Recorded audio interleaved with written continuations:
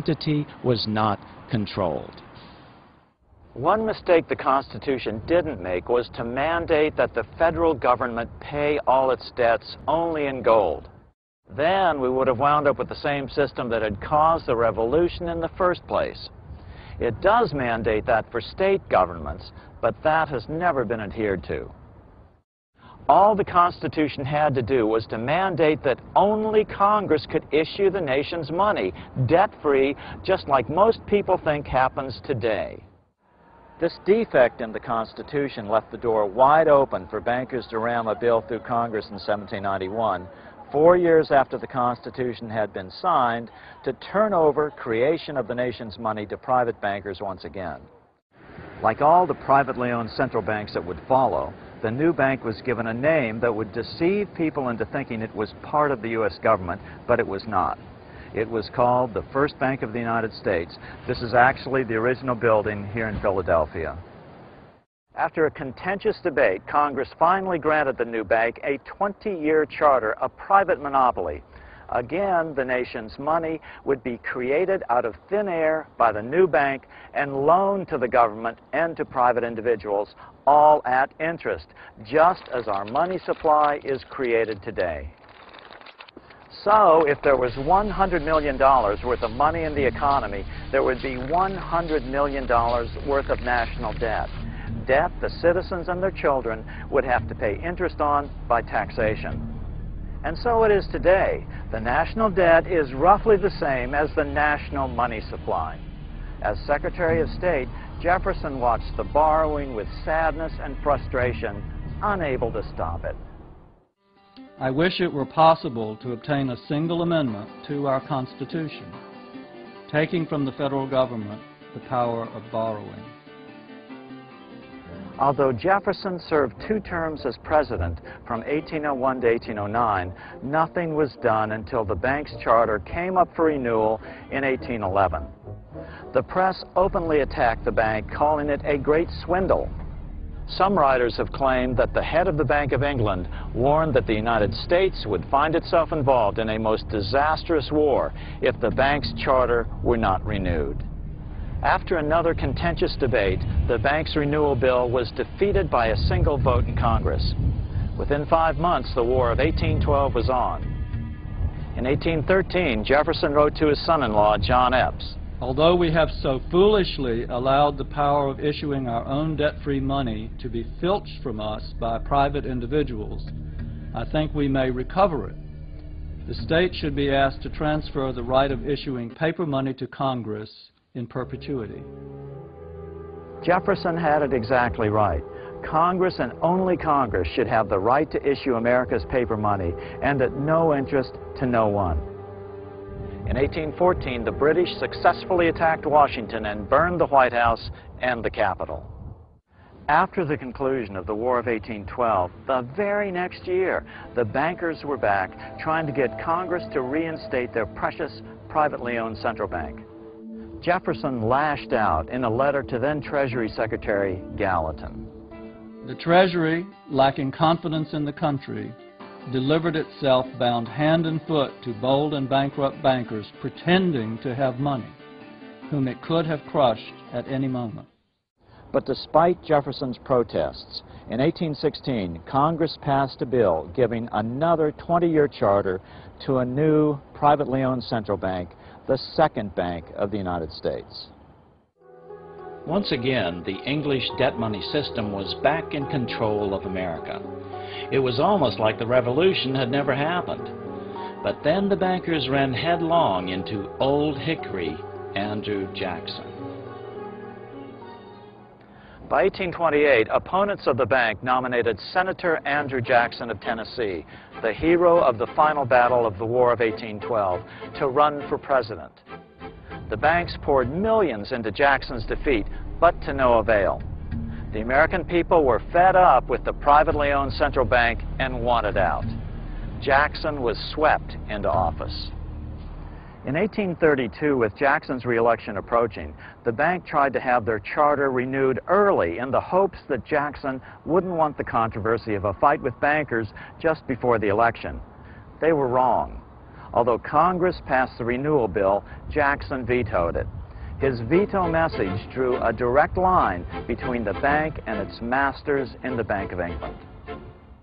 It is easy to conceive that great evils to our country and its institutions might flow from such a concentration of power in the hands of a few who are irresponsible to the people. Controlling our currency, receiving our public monies, and holding thousands of our citizens in dependence would be more formidable and dangerous than a military power of the enemy. Nicholas Biddle was head of the Second Bank of the United States. He was brazen with the financial power he wielded over the nation. He even threatened to cause a depression if Jackson's veto were not overturned. Nothing but widespread suffering will produce any effect on Congress. Our only safety is in pursuing a steady course of firm monetary restriction, and I have no doubt that such a course will ultimately lead to restoration of the currency and the recharter of the bank. Biddle made good on his threat. America was quickly plunged into a deep depression. Property was foreclosed on for pennies on the dollar. Jackson responded forcefully. You are a den of vipers. I intend to rout you out, and by the eternal God, I will rout you out. Eventually, the nation's newspapers sided with Jackson, and the bank was not rechartered. Jackson then set about paying off the national debt, a debt caused by the government borrowing the nation's money supply into existence. Jackson was the only president who ever paid off the national debt. A few weeks later, an assassin tried to shoot President Jackson. He stuck 2 pistols in the stomach, but both misfired. Jackson solemnly warned the nation about any future attempts to establish another privately owned central bank. The bold effort the present bank had made to control the government, the distress it had wantonly produced, are but premonitions of the fate that awaits the American people should they be deluded into a perpetuation of this institution or the establishment of another like it. Jackson went through essentially a multi-year war trying to get rid of the Second Bank of the United States. He ultimately won that war. He believed that the bankers of the time were extremely destructive to the commonwealth of the United States, and that their policies were essentially to cause inflation in various asset classes and then cause deflation and wipe out everybody who was in debt. It's a pattern that is repeated throughout history. After the Revolutionary War, Great Britain sent some of their bankers over here to try to bribe Congress to get us onto a single metallic standard for the same purpose, because they controlled the gold supply. And if you control the quantity of the money, nobody else cares about anything else. You can cause depressions, deflation, inflation anytime you'd like, for your own political and monetary benefit. And that if you can give people cheap credit that they cannot afford, human nature is that people will take whatever you give them for free, okay, whether it ultimately destroys them or not. And so you can create these boom and bust cycles that ultimately asset strip the wealth of average people. Jackson got us out of debt, but 25 years later, Abraham Lincoln would do even more, return to government-issued, debt-free money. He called them greenbacks, the inspiration for the Emerald City of Oz. The bankers were still angry about Jackson killing the Second Bank of the United States 25 years earlier. Since then, America's economy had boomed, a bad example for the rest of the world. America had to be stopped, so they devised a plan to split the rich new nation, divide and conquer by war. As Chancellor of Germany, Otto von Bismarck put it in 1876, I know of absolute certainty that the division of the United States into 2 federations of equal force was decided long before the Civil War by the high financial powers of Europe.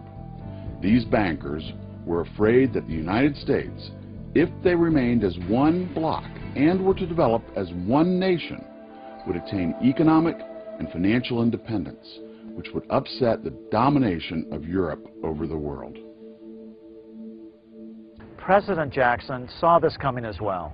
In his farewell address back on March 4th, 1837, he warned the nation. Have designs already been formed to sever the Union? This great and glorious republic would soon be broken into a multitude of petty states, without commerce, without credit, loaded with taxes to pay armies, trampled upon by the nations of Europe. The bankers figured that no matter what the outcome, a war between North and South would leave America so financially strapped that the entire Western Hemisphere would once again be opened to colonization. Standing directly in the way was the newly elected President Abraham Lincoln. Lincoln evaded assassins in Baltimore in February of 1861 on his way to his inauguration in Washington on March 4th. The very next month, the first shots were fired at Fort Sumter, South Carolina, after 7 southern states seceded from the Union. Soon thereafter, France invaded Mexico and stationed troops along the southern border of the U.S. Great Britain moved 11,000 troops into Canada and positioned them along America's northern border. The two longtime European enemies were ready to fight over the scraps that their central bankers were about to make of the American experiment in freedom. Lincoln was in a classic double bind. No matter what he did, he was being forced into a war by the hidden hands behind the financial curtain. He agonized over the fate of the Union, sensing it was only through the strength of union that the financial powerhouses of Europe could be held at bay. In 1861, Lincoln went to New York to apply for the necessary war loans from what he hoped were patriotic American bankers. But the bankers saw him coming and knew that the plan was to split the country in two. And so there was a high probability that Lincoln's government would default on any loans. Consequently, they demanded an interest rate of as much as 36%. Lincoln returned to Washington depressed. Then Lincoln came up with the most brilliant idea of his presidency. He decided to return to America's colonial monetary roots, have the government issue their own money. So that is exactly what Lincoln did. From 1862 to 1865, he printed $450 million of the new bills, which he called U.S. notes. To distinguish them from debt-based money, he had them printed in green ink on the back with a red seal on the front. That's why the notes were called greenbacks. Since Congress had declared greenbacks to be legal tender for all debts, Lincoln was able to pay his troops and buy their supplies with this new money, all created at no interest to the federal government. As MIT professor Dr. Davis Rich Dewey would write 40 years later in his Financial History of the United States, the underlying idea in the greenback philosophy is that the issue of currency is a function of the government, a sovereign right which ought not to be delegated to corporations. On April 14, 1865, 41 days after his second inauguration and 5 days after the end of the Civil War, Lincoln was shot by John Wilkes Booth at Ford's Theater. The Chancellor of Germany, Otto von Bismarck, lamented the death of Abraham Lincoln. The death of Lincoln was a disaster for the world. There was no man great enough to wear his boots. I fear that foreign bankers, with their torturous tricks, will entirely control the exuberant riches of America and use it systematically to corrupt modern civilization. They will not hesitate to plunge the whole world into wars and chaos in order that the earth should become their inheritance. 10 years after Lincoln's death, Bismarck himself narrowly escaped an assassination attempt in 1875. After the death of President Lincoln, the bankers began to reassert their control over America's money. This was no easy task. Lincoln's greenbacks, just like Rome's plentiful debt-free coins and England's debt-free tally sticks, were generally popular, and their existence had let the genie out of the bottle. The public was becoming accustomed to debt-free money. Popular songs sang the greenbacks' praises. On April 12, 1866, Congress passed the Contraction Act, authorizing the Secretary of the Treasury to begin to retire the greenbacks in circulation and to contract the money supply. Authors Ted Thorne and Richard Warner explained the results of the money contraction in their book on the subject, The Truth in Money Book.